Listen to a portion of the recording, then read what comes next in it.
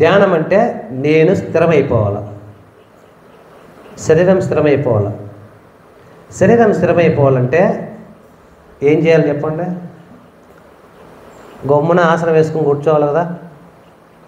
ఆసనం వేసుకుని ఎలా కూర్చోవాలా? సమం కాయం శిరోగ్రీవం ధారయన్ అచలం స్థిరం.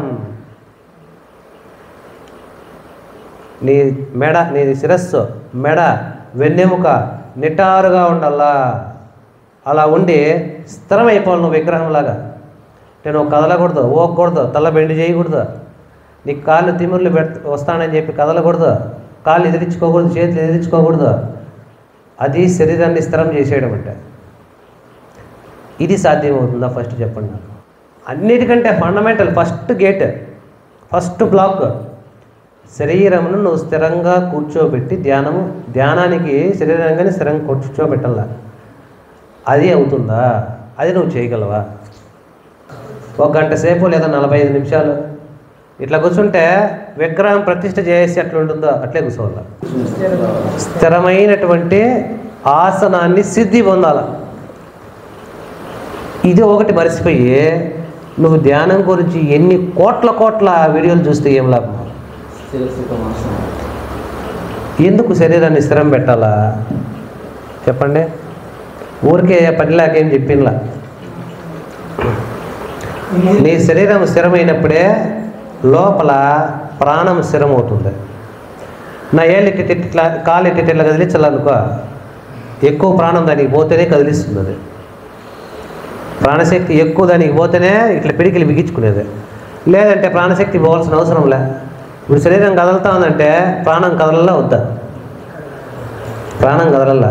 ప్రాణం కదలాలంటే అది సొంతంగా కదలదు. అది మనస్సు కదిలితేనే పోయేది. అది ఎడకింటే మనస్సు కదలలా.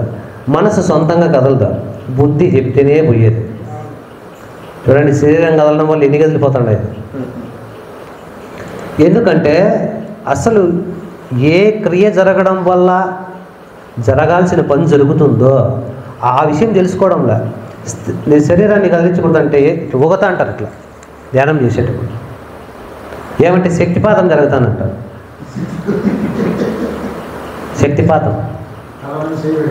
శక్తిపాతం కాదనైనా పైత్యం ఎక్కువైపోయింది నీకు. పైత్యం ఎక్కువైపోయి ఊగుతాను నువ్వు అంతే. శక్తిపాతం జరగదు. ధ్యానం చేసినప్పుడు బ్రహ్మరంధ్రం గుండా వెన్నెముకలేక శక్తి పోతుంది. నువ్వు దాన్ని పోలేకుండా ఊగుతా అంటే అది ఆటిపోతుంది. అందుకే నిశ్చలంగా ఉండు. స్థిరమాసనమాత్మన, స్థిరంగా ఉండాలి ఆసనంలో నువ్వు. మరి అటువంటి స్థిరత్వాన్ని సాధించాలంటే మినిమం శరీరాన్ని కొంచెము మనము ఎక్సర్సైజ్ చేసుకోవాలి. మినిమం. మరి బండగా ఉండే ధ్యానము సాధ్యం కాదు. నేను చెప్తున్నా, ఎవరన్నా అట్లా ధ్యానం చేసేయాలంటే దయచేసి వాళ్ళకు మిగిలేది నిరాశ తప్ప. ధ్యానం అయితే చేయలేరు, కొంచెంసేపు గమ్మున్న రిలాక్సేషన్ పొందుతారేమో కానీ ధ్యానం వల్ల కలిగే అపారమైనటువంటి శక్తిని అయితే పొందలేరు. నీ కొంచెంసేపు కళ్ళు మూసుకుంటే మనశ్శాంతిగా ఉంటుంది అంతే, ప్రశాంతంగా. కానీ అత్యంత శక్తివంతమైన ప్రక్రియ మాత్రం నీ లోపల జరగదు. మరి స్థిరం నేను మినిమం 1 అరగంట సేపు ఇట్లా విగ్రహం మాదిరి కూర్చోవాలంటే నేను ఆసనంలో కూర్చుంటే నాకు కాళ్ళు తిమ్మిర్లు ఎక్కకూడదు. ఏమంటే తిమ్మిర్లు ఎక్కకుండా కూర్చోవాలి, కదలకుండా కూర్చోవాలి, ముద్రలో కూర్చోవాలి. అలా కూర్చోవాలన్నప్పుడు మొదట ఆసనం కరెక్ట్గా ఉండాలొద్దా? నువ్వు ఎట్లా పడితే అట్లా కూర్చొని సొట్టల పెట్టలుగా ఉండే దాంట్లో కూర్చొని, లేదంటే ఇంత హైట్లో కూర్చొని, లేదంటే కింద కూర్చొని, ఎగుడు దిగుడులో కూర్చొని, రోజుకు ఒకతాను కూర్చొని ఇట్లా అవతారాలు చేస్తూ ఉంటే శరీరం ఎట్లా స్థిరంగా ఉంటుంది?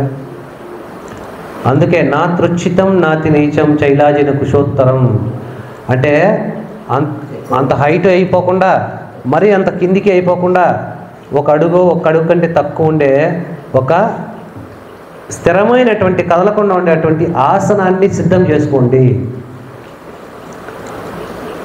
మీరు ధ్యానము మాత్రము చేయాలని మీకు నిజంగా కోరుకుంటే, మీరు దాని గురించి ఇంత దూరం కష్టపడి వచ్చినట్లయితే కనుక మీరు ఇంటికి పోతానే వెంటనే మీరు ఏం చేయాలంటే ఒక చెక్క పీట అడుగు చూడండి, అట్లాంటిది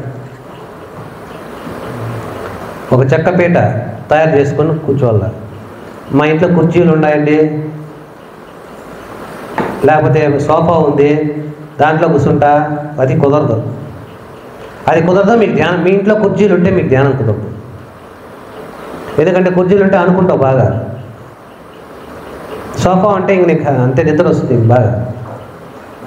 కొన్నిటిని కఠినత్వాన్ని అంగీకరించాల్సి ఉంటుంది, కొంచెం కఠినాన్ని శరీరానికి అలవాటు చేయాల్సి ఉంటుంది. మరి అంత సుఖంగా అన్నీ చేసేయాలంటే సుఖంతో నువ్వు అద్భుతాలను సృష్టించలేవు.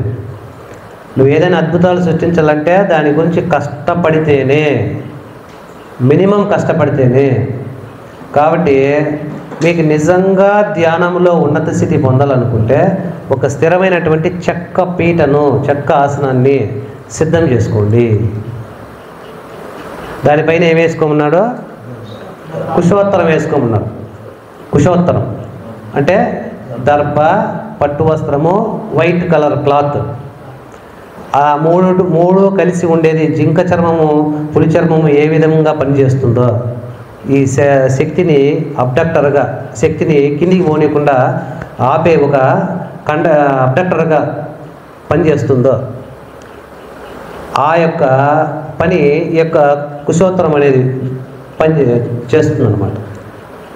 దర్భ, వైట్ క్లాత్, సిల్క్ క్లాత్ మూడు కలిస్తే మన శరీరం లేకపోయినటువంటి విశ్వశక్తి మళ్ళా భూమికి వెళ్ళిపోకుండా ఉంటుంది. ఆ చెక్కపేట పైన ఆసనం వేసుకోవాలి, ఆ మ్యాట్ వేసుకోవాలి. దాని మీద ఎట్లా కూర్చోవాలా? కదలకుండా సమం కాయం శిరోగ్రీవం. ఇలా కూర్చోగలగాలంటే నువ్వు మినిమం ఒక 15 రోజులు యోగాసనాలు, ఒక 1 నెల రోజులు అట్లీస్ట్ యోగాసనాలు సాధన, చిన్న మీకు వీలయ్యే ఆసనాలు, మరీ ఎక్కువ చేయలేకపోతే మినిమం వజ్రాసనం కానీ చిన్న ఆసనాలు కొన్ని రోజులు ప్రాక్టీస్ చేయాలి.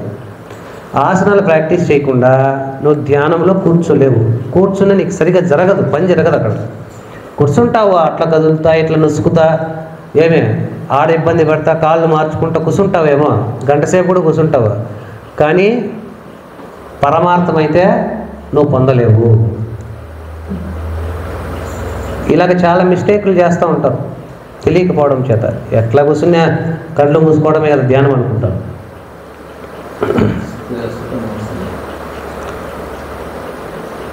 తర్వాత శరీరం స్థిరంగా ఓకే, సూర్య నమస్కారాల్లో ఏంటో కొన్ని రోజులు సాధన చేసినారు, లేదా కొన్ని ఎక్సర్సైజ్ చేసినారు, వాకింగ్ చేసినారు, కొంచెం ఫిట్గా ఉన్నారు, కొంచెం ఫిట్గా ఉండి ధ్యానంలో కూర్చున్నారు. ఇప్పుడు ధ్యానంలో కూర్చోవడం అంటే శరీరాన్ని కూర్చోబెట్టి కళ్ళు మూసుకోవడమే కదా. ఇప్పుడు ఎంతవరకు సాధించినావంటే నువ్వు ఆసనం రెడీ చేసుకున్నావు, మ్యాట్ వేసుకున్నావు, శరీరానికి ఒక 15 నిమిషాలు కూర్చోబెట్టగలిగే కెపాసిటీని తెచ్చిపెట్టుకున్నావు, కళ్ళు మూసుకున్నావు. ఇప్పటి వరకు నువ్వేం సాధించినావంటే బాహ్య ప్రపంచాన్ని డిస్కనెక్ట్ చేసినావు అంతే.